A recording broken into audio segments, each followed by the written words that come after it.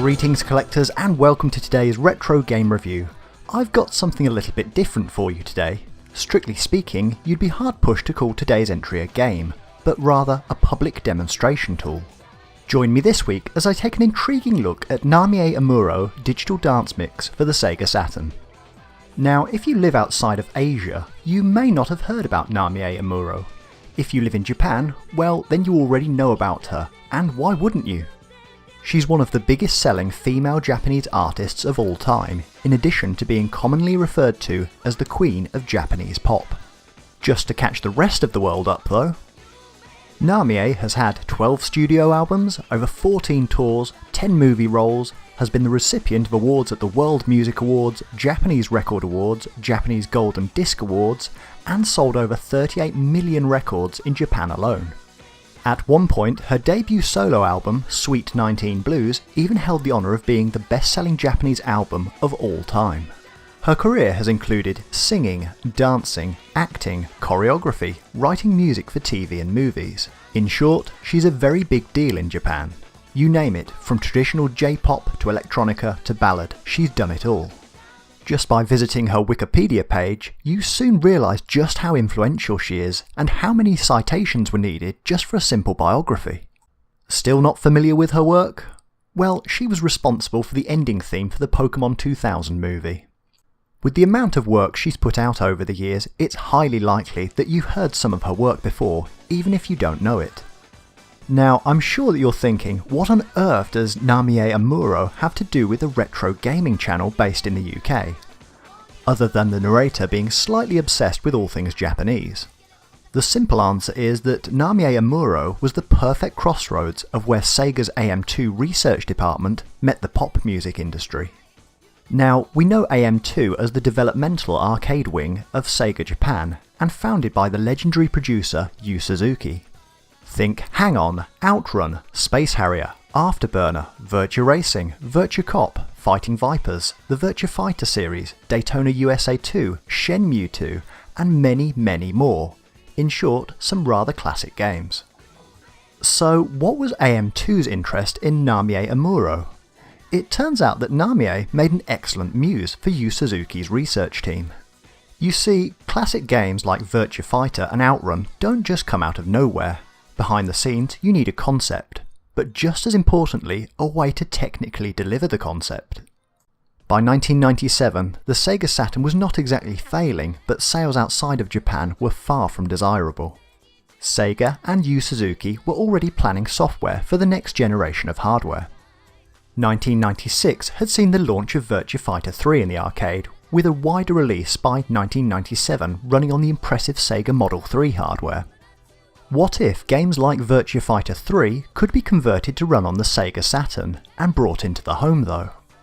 The Dreamcast had already been slated for a Japanese home launch for the following year of 1998. However, AM2's research wing was still very much interested in the Sega Saturn's game engine. Could it do more than they realised?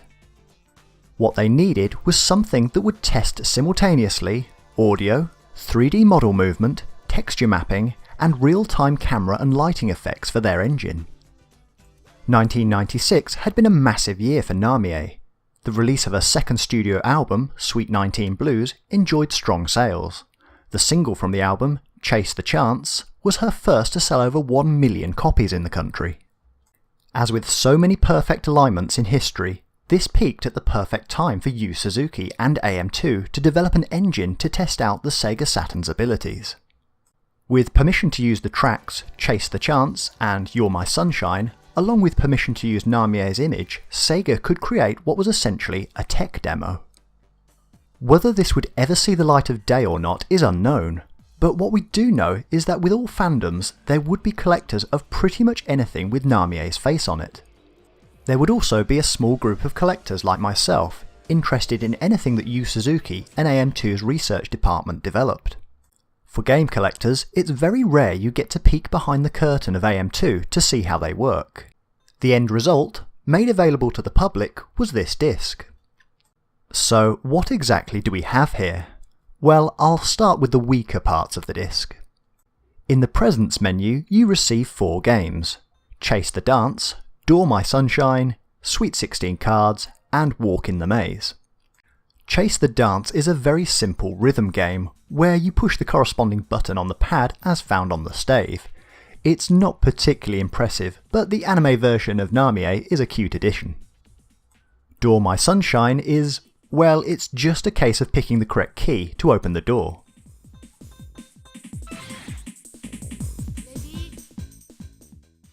Sweet 16 Cards is a simple case of matching pairs. Match the cards as quickly as possible to reveal the image. Oh look, it's Namie.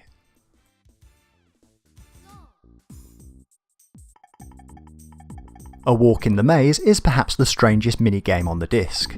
Simply walk in the maze to find Namie. It's another one of those only in Japan moments.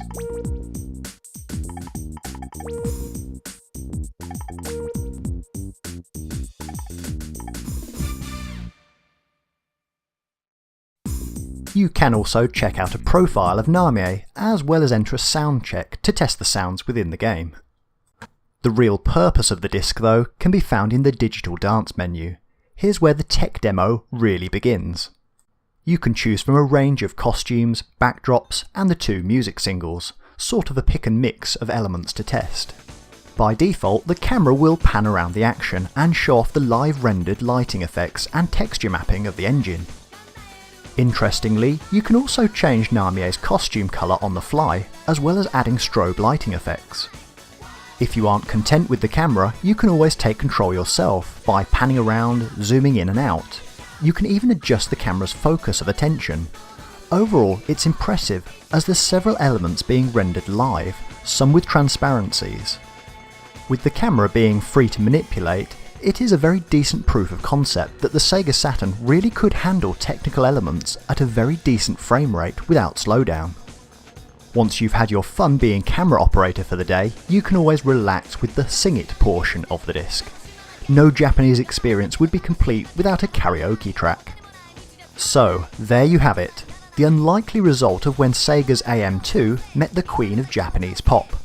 From my research, it's thought that the disc sold more than 100,000 copies, which is a staggering amount considering that this is essentially just a tech demo. Now, for collectors, the physical disc is very much sought after. For a full edition, you will need to obtain the registration card, the spine card, the manual, and of course the game disc. There's a couple of notable elements regarding the presentation. First of all, the AM2 Technical Research Department logo. Now, we're all used to seeing the AM2 logo on Sega games, but the Technical Research logo is one that is very rarely seen on commercial products. Secondly, some have pointed out that the manual that doubles up as the front cover lacks the Sega Saturn stripe on the left-hand side. For Japanese releases, this was very much a standard. The spine card is of course included, and the left background logo is still present. Namie Amuro's cover artwork omits the stripe in favour of a full-page image of Namie. I'm not sure that there was a significant backstory to this, but it's always interesting to see an oddity in packaging design. Everything here is well presented. For Namie Amuro fans, I'm certain that this is one of those items that is collected for those with an ongoing fascination with this pop star. For collectors like myself, I can't help but be slightly obsessed by all things Japanese. When it comes to things that are Japanese, Sega, retro, and a tech demo, you can be certain that I'll be on the front row. So you may be thinking, what happened to Namie Amuro? Is she still about? Is she still making music? Well, the sad news for fans is that on September 20th, 2017, Namie's 40th birthday, she announced that she would retire from the music industry. However, that wouldn't be until September 2018. And guess what? It's 2018 and she's touring! The Finally tour has been announced. From Aichi, Fukuoka, Hokkaido, Osaka to the grand finale at the Tokyo Dome, it all ends in 2018. The last planned concert at the time of making this episode is June 3rd, 2018, so you've still got time to see Namie on the big stage one last time. It was an announcement that shot her official fan site into the world top 100,000 ranking and amongst the most visited sites in Japan. As expected, Google was hit hard with searches for her, and it's clear that all over Japan interest is building for the final tour. So, just to add to those website hits, I headed over to her official website. In preparation, you can buy just about everything in the store. A biscuit tin, zodiac sign keyring, dinner plates, you can even buy a plastic bag for 500 yen. It's safe to say that Namie has got this one covered. The promotion has gone into overdrive, with promotional movies, merchandise and documentaries. You can't help but feel that this is a really grand send-off for a career spanning 25 years. I've been rather caught up in everything. I may now even be a member of the fan club. So, there you have it. A very brief look back at Namie's encounter with AM2, an unexpected tech demo and the end of an era. In some small way, this unlikely pairing helped lay the foundations for the Sega Dreamcast, and prove that Sega Saturn's hardware could be pushed further than expected. Right, I'm off to buy that limited edition box of zip bags. I'm not even kidding, 1,000 yen will get you some of those bags you store leftover food in the freezer. Namie really has thought of everything. Until next time, I'd like to say a special thank you to Japan for your never-ending culture of delights.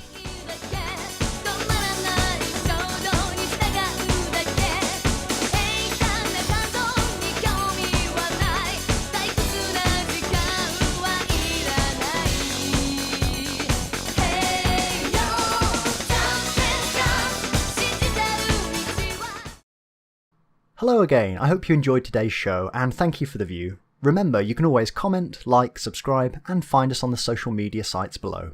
Happy collecting!